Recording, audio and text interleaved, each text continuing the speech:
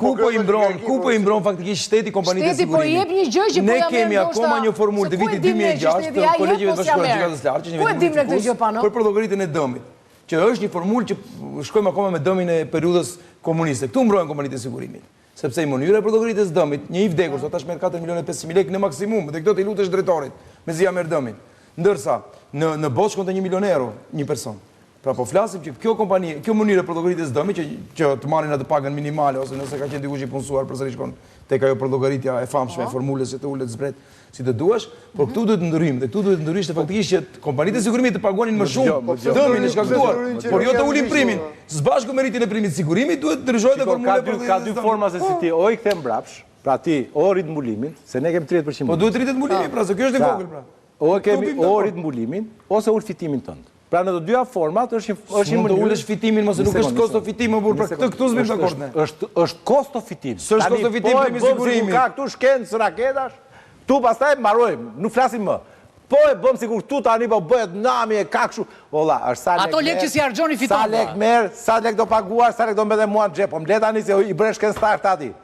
Tato sigurimeve, u bën këta siguria shkencëtar. Ti ke një formulë sigurimi akoma të skemës sigurimit të pensioneve. Që ti nuk ti mbulon skemën e pensioneve dhe i mbulon buxhetin shtetit. Ti mbledh këto që në privat. Ne mos kemi pensione, mos u gatro kot.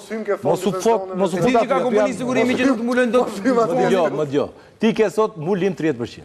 Çfarë do të thotë? Kompanitë marrin 100 lekë nga qytetarët, se i marrin nga qytetarët dhe mbulojnë 30 lekë. 70 lekë tjera mbeten. Po jo, pra sepse ke kompani sigurimi që janë në prag falimenti, s'mbulojnë dot dëmin, më di që ke kompani që s'mbulojnë dot dëmin në siguracion. Pra po them industria.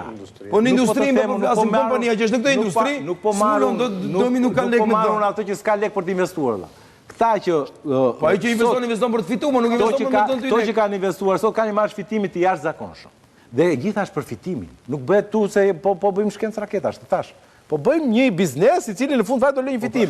Fitimi është i madh apo i vogël? Tani, nëse të lutem Aler. Po. Pra, nëse fitimin ti arrin si pasojë e punës tënde, bravo të qoftë mos shoh fito 300% ti. Nëse ti arrin si pasojë e punës tënde, si pasojë e talentit tënd, si pasojë e produktit tënd të lumtur, po ti arrin fitimin në policë apo. Po nuk është ky biznes më burr. Nuk është biznes kjo gjë. Po ti e fiton në policë. Nëse shikojmë në krahun e me 7% të përlë. Nuk do të bëj biznes. Kompanisë do të bëj kjo me primin e sigurimit. Ka bëj me politikë.